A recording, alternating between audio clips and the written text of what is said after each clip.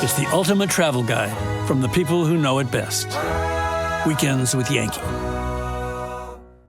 Shelton, Connecticut, we unearth another great American story. The site where wiffle ball actually got its start. It all began in this factory with David Mullany Jr.'s grandfather, who gave the game its start when he made the very first wiffle ball right here back in 1953.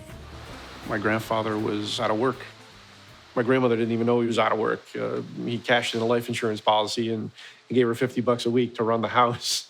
He'd leave in the morning, supposedly going to a job, but actually looking for one. And he'd see my dad and his buddies in the backyard playing a game with a little plastic golf ball and a broomstick. The only downside to the game was everybody had a sore arm from trying to throw a curveball. And my grandfather, having been a pitcher, knew that it wasn't good for these kids at that age to be, trying to snap off curves. So he said, well, maybe we can take a ball with no holes, figure out a way to cut some holes in it, and figure out a way for the thing to curve without a lot of effort. The wiffle ball was born. Hey kids, here's Whitey Ford, ace pitcher for the world champion Yankee. Here on his day off, he shows you the secret of Major League pitching with the original wiffle ball. It's the ball with the holes on one side. Every wiffle ball starts out as polyethylene pellets. That's what gives them their kind of that softer characteristic. The polyethylene pellets get pulled up into a hopper by vacuum. From there, they're gravity fed down into the throat of the machine, injected under pressure into the mold. The mold will open up and the halves will drop out. From there, each half gets moved around these feeders and oriented properly onto conveyors.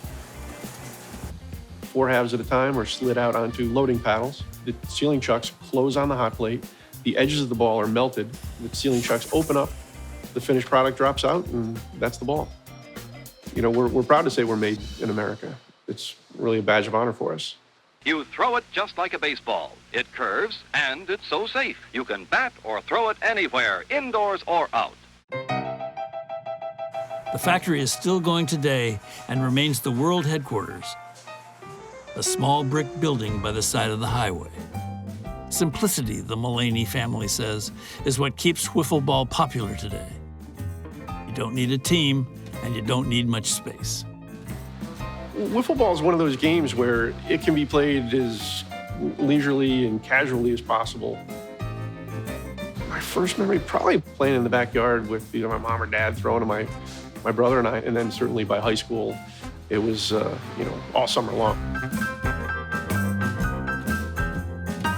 The Mullanys promise that as long as people keep playing wiffle ball, they will keep making them.